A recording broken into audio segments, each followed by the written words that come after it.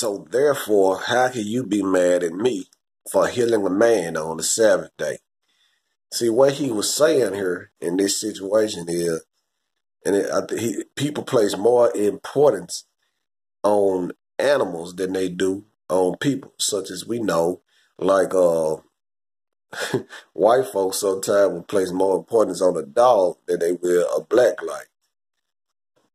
See, when you really study his teachings without the assistance of somebody else trying to interpret it for you, then you realize that he was really in an ancient way 2,000 years ago just saying stuff that we would consider woke today, because he was a practitioner of the Judaistic religion. But there were certain elements of that religion that he felt obviously needed to be people needed to stop being so legalistic when it came to it and get to the spirit of what it was really to be about. And, instead of being so legalistic. And it's just like a lot of church members, they so legalistic in their interpretation of things. But when you try to tell them something that's going to help them out or something that they should know, then they would immediately cast you out. And it's the same thing there. So it is, we must understand that these things, like, they're happening now and they happened then, but there's nothing new under the sun. So I feel like in light of the evidence, I don't care how you look at it, it's a lot of evidence if you're honest with yourself. You don't have to take my word for anything that I just showed you. You can just do the research. Research what I said. Research it. It all checks out. So with that being said, once we unravel with the time in which he was living in first, and understand the time we're living in, then understand even like today, if we came out saying some of those things today, it's gonna be interpreted more as woke type of rhetoric.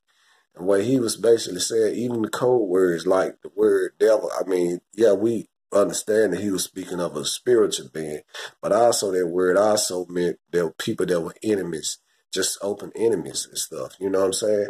So, in Babylon, all of that meant that, like, countries and people that was in open enemies and adversaries of nations and things like that. And I want to say this too. When we must also look at, okay, and this is something else.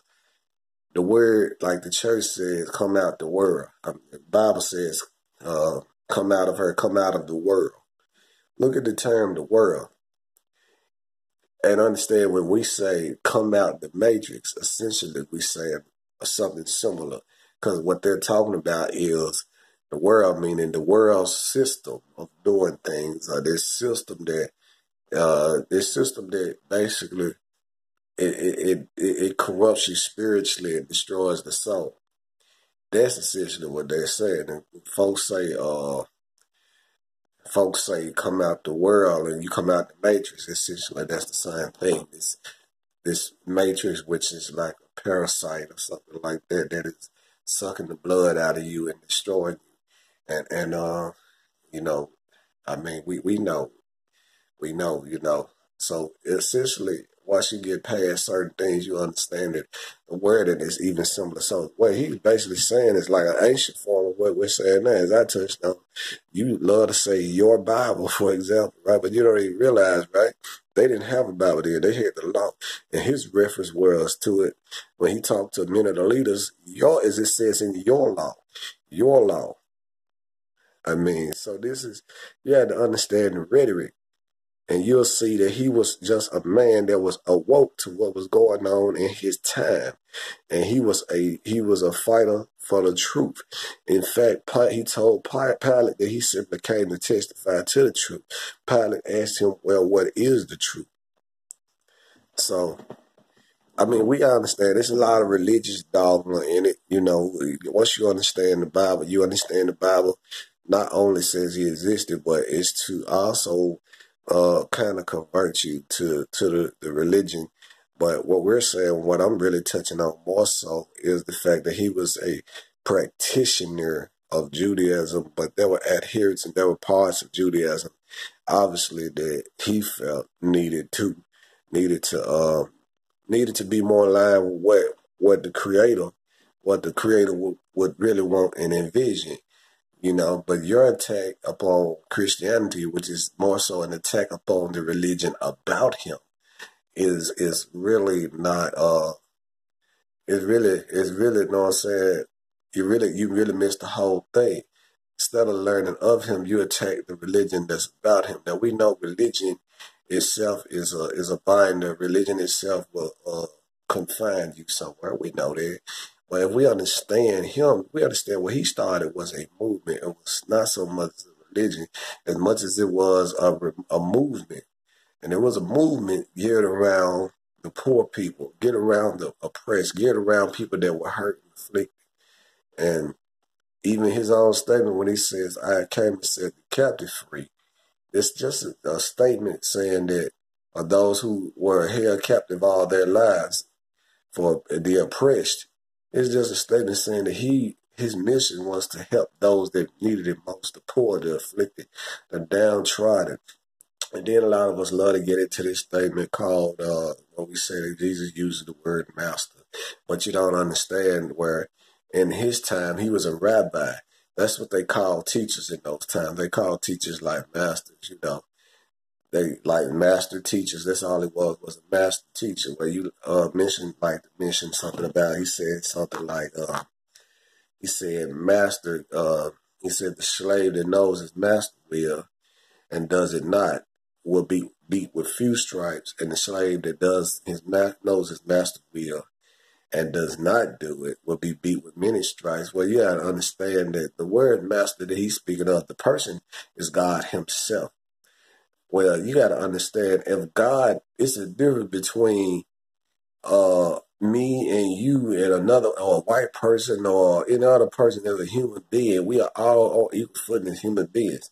But by right, if God designed us, not like coming through creation, like giving birth to us, but if our bodies were designed genetically, that's true. If we were designed genetically, then by right, we are his creation.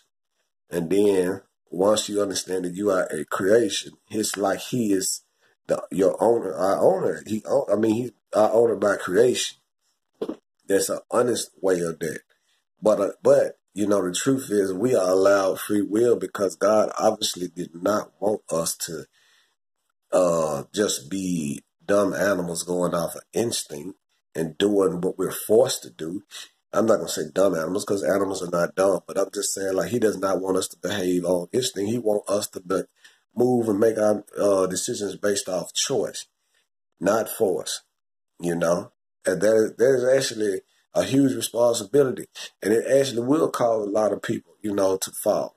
But at the same time, it's a great honor too, because we have the right, and a lot, that means you got a lot of say. It's like being a Democrat or like having a democracy. God has given us some say here to choose, the way to choose our own path. So that should be something that's respected, you know, and the prayer is that we choose the best path and adhere to the best parts of who we are. Because understand, it's us doing the choosing. How can you get mad at somebody that's giving us the power to choose, but then we make the wrong choices, man, and intentionally? Come on, man. We just gotta be wise and fair when we say the right things, say these type of things and stuff. Also, let's add to it this too. When you break down the fact that not just, so that's different than a human being, another human being. But when we studied Yeshua's words concerning, like where he said, I think it's something where he says like where he says turn the other cheek and stuff like that. You had to realize he's teaching. He was really teaching them, you know, that sometimes, as we know in life, every battle we get into, we don't have to address it. It's just a way of saying some things you almost have to keep going past it. You got to understand that. I mean, because if he was just completely, I guess, turning the other cheek, I'm just reading from a real perspective, man. It said that he even grabbed a whip when he saw people were being cheated and defrauded out of their money and being exploited. He grabbed a whip and ran them out of the temple when he saw these leaders of the people exploiting the people. Man, so I don't know how much to say it, but I don't see why do we have so much animosity toward a man like that? We certainly need this kind of man today.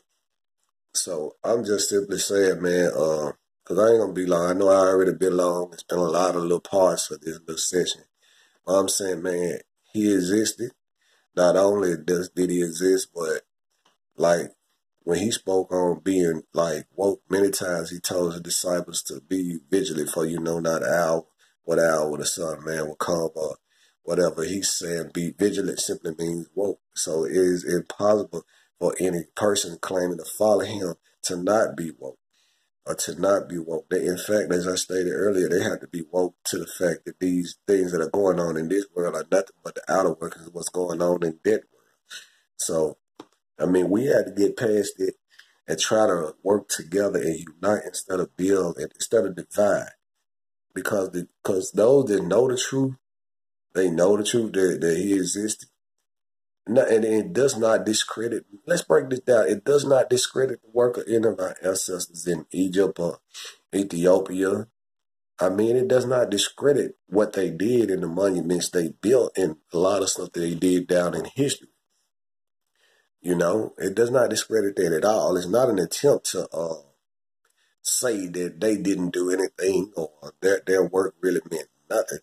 But it's an attempt. It's just really just something to say that yes, he was a historical man, and yes, he started a movement, and the movement was a little bit different than what we think it is today when we go to church. In fact, it was a movement about lifting up the poor people. For if you understood like what he said, where he said like scripturally that he that said that he that followed me shall I think the apostle said that they followed him and they lost so much and they forsake so much, and he said that he that followed me shall receive abundantly more than they have lost. You see, it was about simply getting the increase, helping the poor people to get the increase, creating a community where people felt comfortable sharing with each other and helping each other build each other and stuff like that.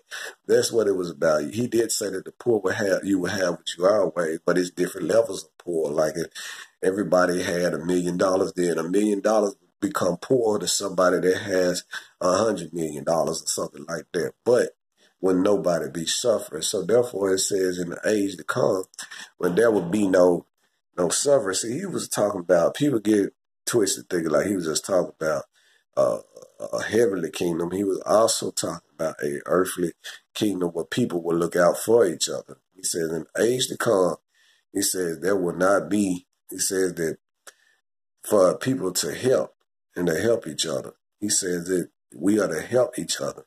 And he says that when he asks, like, who is the neighbor? And like in terms of the Good Samaritan, when the preacher walked by, saw the man on the road, heard, he kept walking by. When a Levite or another man that was in the priesthood walked by, saw the man on the road, he was hurt, and the man kept walking.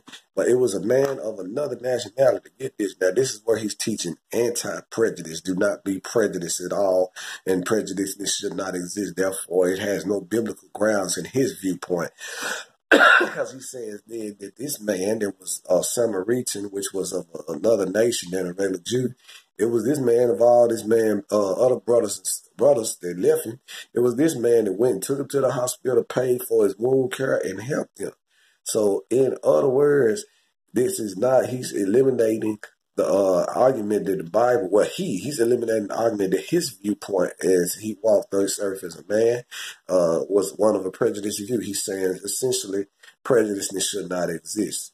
Where we should help. He didn't ask who was the man's neighbor. The man asked who was his neighbor.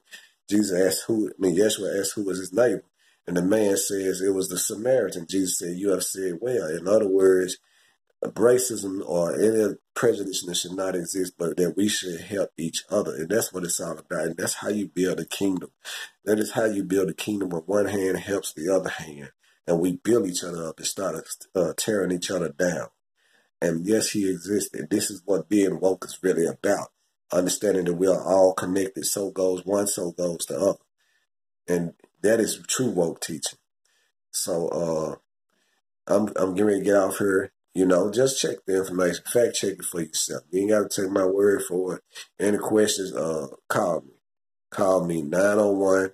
I'm going to leave you my number. 900-900-9572.